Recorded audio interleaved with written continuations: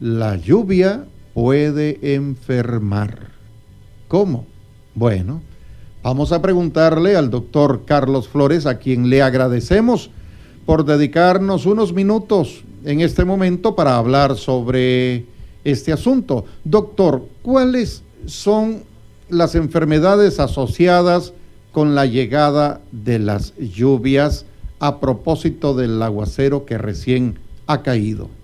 Prácticamente los procesos respiratorios, las infecciones respiratorias agudas serían los procesos más comunes que digamos, aumentan en la época de invierno y que tienden a producir mayores demanda de atención médica por parte de los pacientes. Y la humedad, ahí hay que recordarlo, es un factor muy importante para que las infecciones se presenten, debido a que por la humedad se concentran gran parte de los microorganismos que se encuentran presentes en el ambiente, y entonces es la época de invierno donde nosotros vemos que todo florece, obviamente, ¿verdad? Florece el campo, florece el pasto, los árboles tienen hojas y obviamente los microorganismos no son una excepción. Hay mucha particularidad de la gente que piensa o cree que es el frío el que causa la enfermedad o la época, digamos así, de tanta lluvia constante, y no es así. En realidad es la humedad la que facilita y hace que proliferen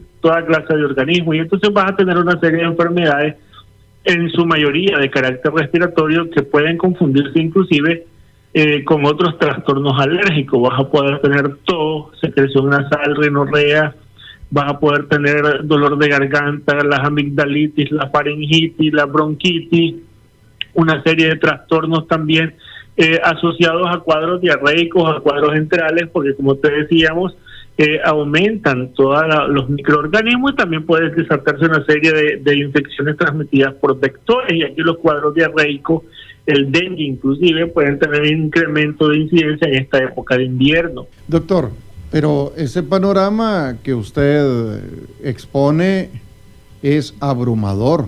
Si ya estamos agobiados con el tema del COVID-19, imagínese usted con todo ese ejército de enfermedades que vienen acompañando al proceso lluvioso. Esos son los problemas, pero ¿cuáles son las medidas recomendables para que la familia proteja la salud? Sin duda, Juan Carlos, una preocupación más que se suma a la crisis sanitaria que estamos atravesando en este momento. Y una de las recomendaciones más importantes es evitar exponerse constantemente al agua y a la humedad. Entonces ahí tendríamos que ventilar y asear las habitaciones de la vivienda de manera diaria y rutinaria, ¿verdad? Las personas enfermas con cuadros respiratorios deben de cubrirse la boca al toser o de estornudar. Ya sabemos que es con la parte interna del codo, o lo que tenemos que estar usando en este momento, que es el cubreboca, ¿verdad? Lavarse las manos con frecuencia es una de las medidas más recomendadas para evitar tanto enfermedades diarreicas como enfermedades respiratorias. Es importante, por el hábito que tenemos los nicaragüenses, tratar de evitar de escupir al suelo, de escupir, que es un hábito prácticamente. Yo creo que algunos hasta lo consideran deporte, déjame decirte, porque apuestan con la velocidad y la fuerza con que lanzan un escupitajo, ¿verdad? Hay que evitar que los niños también estén cerca de personas con infecciones respiratorias agudas, las personas también de edad avanzada, los extremos de la vida, y los pacientes con estado, digamos así, inmunocomprometidos, pacientes que ya sabemos, por ejemplo, los que tienen cáncer, los que tienen problemas de infecciones, digamos, virus por el VIH, pacientes que tengan también cuadros alérgicos repetidos, los asmáticos, por supuesto, son otro grupo importante, y los pacientes desnutridos.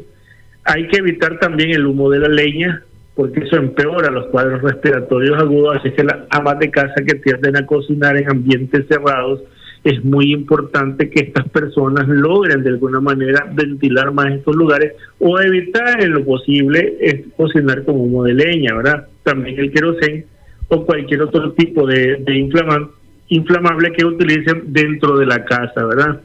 Hay que tener cuidados especiales con los niños en el hogar, deben beber más líquidos de lo adecuado, continuar con su alimentación normal en pequeñas porciones y en mayor número de veces al día, ¿verdad? Hay que, cuando tengan secreciones nasales, hay que limpiárselas constantemente hay que reconocer también los signos de alarma en un niño que empeora, sobre todo el cansancio o la dificultad para respirar. El niño respira rápido, más de lo frecuente, deja de comer y tiene fiebre o temperaturas elevadas, serían signos de alarma que nos obligan a llevarlo a la atención médica. Y no hay que automedicarse, Juan Carlos, creo que esa es una medida importante.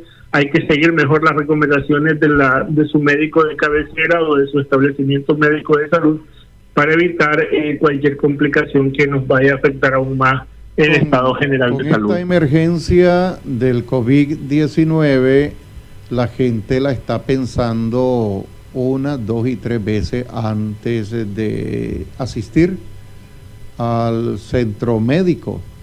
Pero, ¿cómo distinguir cuando hay una innegable necesidad de ir al puesto médico o al hospital?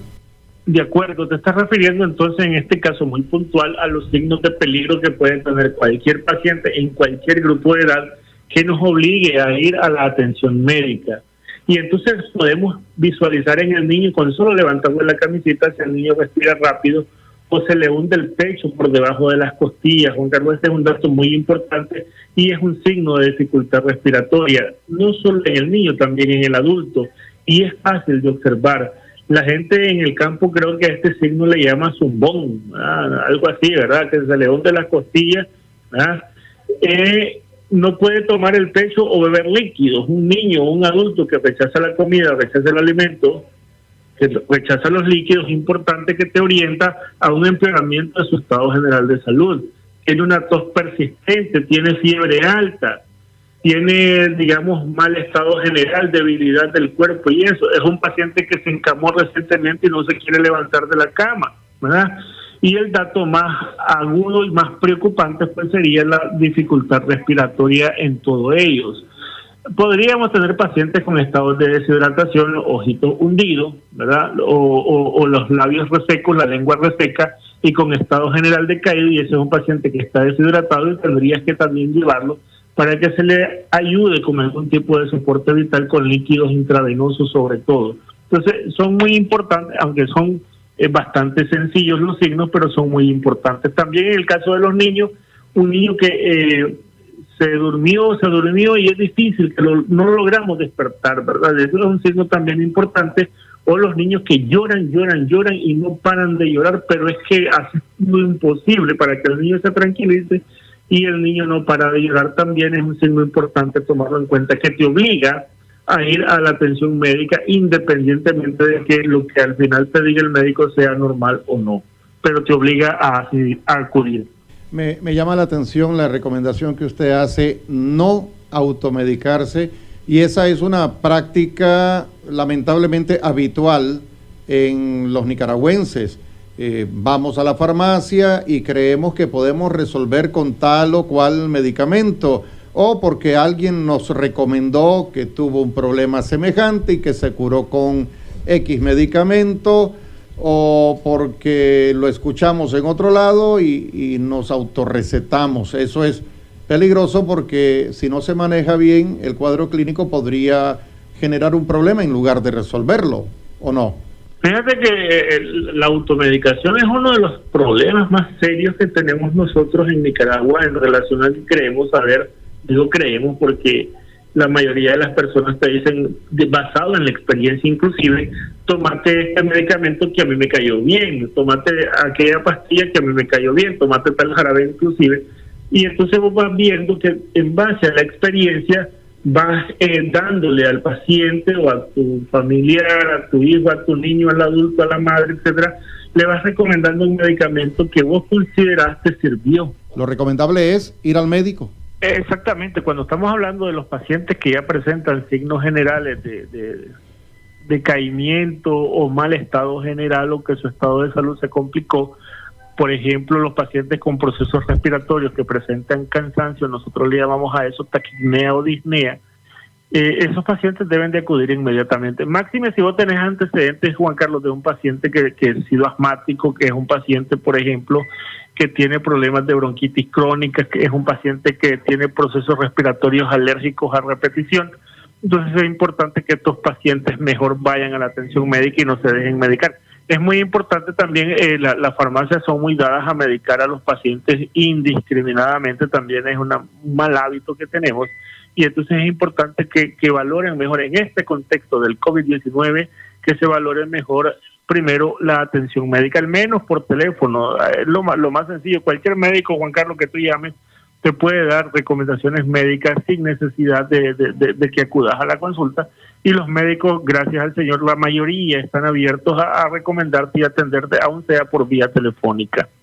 Doctor, yo le agradezco muchísimo porque estas recomendaciones son válidas tanto para la ciudad como para el campo, y espero que la llegada de las lluvias no agarre movido a nadie. Muchas gracias, doctor. Cómo no, Juan Carlos, a la orden, un gusto siempre y un placer estar contigo.